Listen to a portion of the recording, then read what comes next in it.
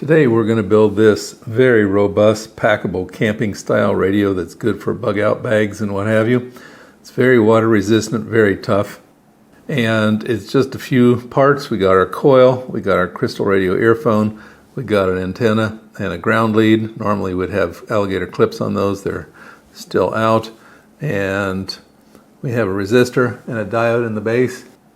Does not have to be 3D printed. We just need a plastic tube and a piece of plastic block down here to mount our parts on. So if you don't have a 3D printer, you're still okay. To operate it, very simple. You just remove the retaining pin, and inside is our Ferrite tuning rod. You tune the stations by running this in and out, and that's pretty much it. Okay, so let's go build this. Let's go over our parts list. The first thing is our diode, and usually it's a 1N34A. Today I'm using a D9K. Both of those are good choices. Then there's our resistor, and it's between 10K to 40K is what you want. And two alligator clips, one for ground and one for the antenna. These are kind of stand-ins because it's been a month and a half and the ones I ordered online still are not here. They're smaller than this, but anyway, those are kind of representation of what you want. Then there's a crystal earphone, and this one I 3D printed, but of course you can use the store-bought one. We got wire, and this is for the coil, 0.55 millimeter or 24 AWG. We got two small pieces of wire that are very flexible. One's the antenna, one's the ground. I'm going with 1/2 meter just to make it more compact so you can wind them up more easily. The Ferrite rod, and this is 100 millimeters long by 10 millimeters wide. And then we need a plastic tube that it'll fit in. This one's acrylic, and the inside of course has to be a little bit bigger than 10 millimeters. So, and finally we're going to need like a block of plastic or wood that will go on the end of the tube, so that we can mount our parts to it. This tube will be cut about 120 millimeters, and that'll allow you to put the block on here and so forth and operate the radio by sliding the ferrite in and out. I'm not going to use the acrylic tube because that's not in my skill set. What is in my skill set is 3D printing a tube with a plastic block already on it. So that's the way I'm going. And you can see in here I've also cut out some places for the diode and the resistor, and then punched some holes through there to mount the wires for the coil and ground, antenna, and earphone. Okay, and what will happen is when we're all done, we got this all ready to go, we will tune it by doing this. Now, as I'm doing that, I want to point out that we're going to wind our coil from here up right up there against this block to down here where the rod stops. You can see that where it's, so that's where our coil will be, and we're going to mark this and then we're going to wind it. I'm going to go with 95 turns this time. I've been doing like 100, 105, 107, and I think I'm going to try 95 and see how that goes. The next step is to wind this coil, and I'm going to use scatter wound windings, and that just means kind of put them on here. It's not really random, but they say random.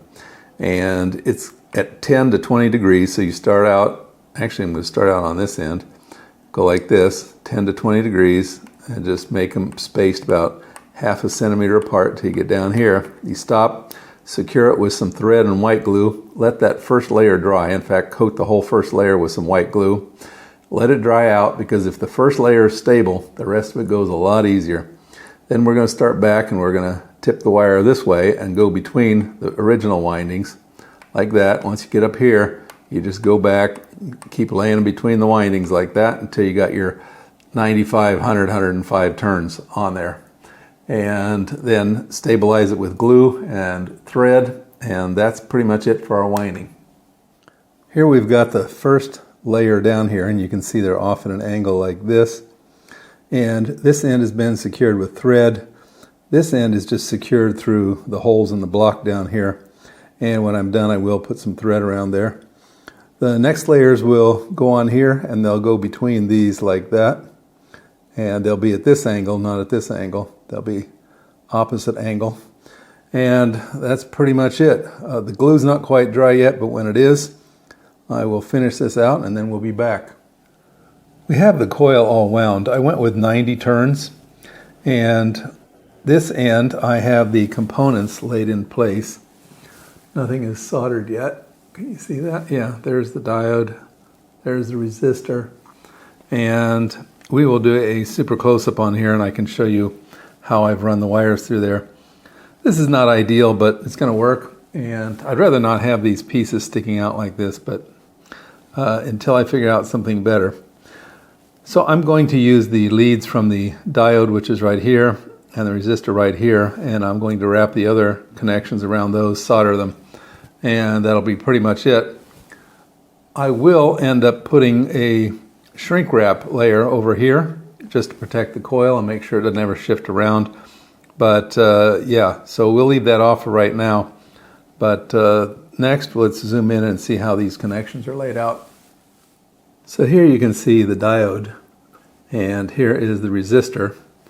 And let's start over here on this set of connections. The red wire is the antenna. This enameled wire is one side of the coil.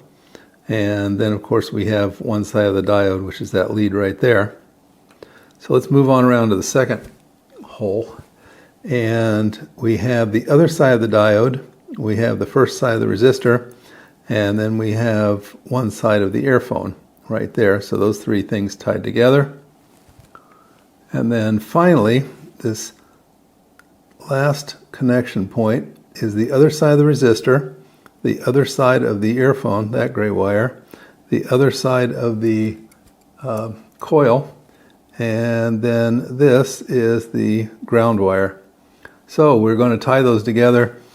How I'm doing this is I'm just going to use the leads from the diode and the resistor and wrap things around there, and that'll be the connection point. Not my first choice because it'll leave them exposed, but until I come up with something better, I think that's going to be the way it is. Okay, let's go do that. Let's do a final check against our circuit diagram. At this point is this point on our diagram, and we have the antenna, which is the red wire, check.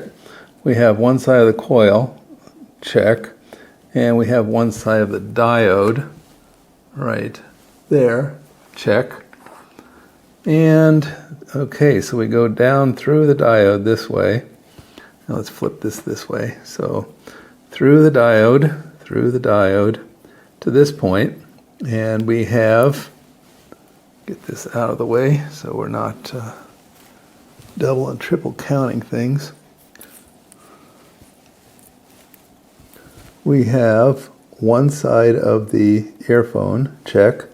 We have one side of the diode, check, and we have one side of the resistor, which goes down that way, check. Okay, so again, that's this point right there. And then finally, the last point, I guess we'll have to move this around like that. And we have this point, and there are 4 wires on this point. There's the resistor, the other side of the resistor, so that's, yeah, check. The other side of the headphone, so that's one of the 2 gray wires you see right there, check. And then it comes up here. We have this second gray wire, which is the ground, and then we have the other side of the coil. So yes, check, check, check. And finally, I have made a retention pin just out of a piece of soft copper wire. So we can insert it in here and give it a little bit of a bend, and it won't come out, and then our ferrite won't come out until we are ready to use the radio, and in which case we just bend it back a little bit, remove that, and our ferrite comes out. So now it's time to go take it over, hook it up to the antenna and the ground and the oscilloscope, and see what it'll do for us. Here we have our usual setup. The antenna is connected to the red wire. There should be clips on here, but I finally got a notice from the company they're not going to send them. I have to reorder them. And there is our ground wire connected to the gray wire. Let's see, what else? I'm going to be listening in, as I usually do, and then I'm going to show you on the oscilloscope here what we're getting, because again, YouTube will not allow me to play other people's music or content. So let's get started. You can see I'm getting a little bit of bleed over from something somewhere, and we will poke the rod in here and we will see the results. Okay, there's a very loud station, as you can see. Woman talking to us.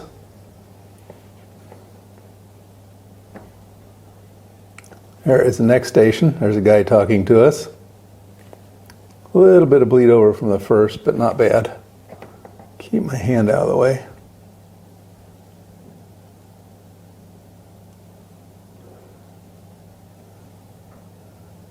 There's a woman talking to us.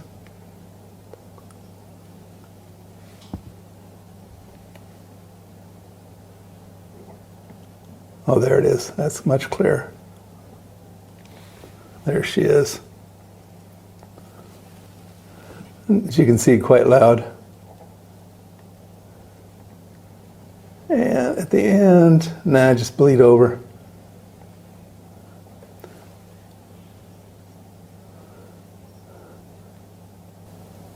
So this is a very rugged radio. So we've gotten 3 stations. Earlier I was getting one in between, and I can't seem to get it right now. It was music in between the guy and the gal. But yeah, so as you can see, this is very robust. You can just stash the rod away, put our pin in here, and stuff it in a backpack or survival kit, whatever you need, and you're ready to go. Just a piece of wire for an antenna, something for a ground, and you've got radio. Okay, well, I hope you found that useful and interesting in your DIY crystal radio experimentation.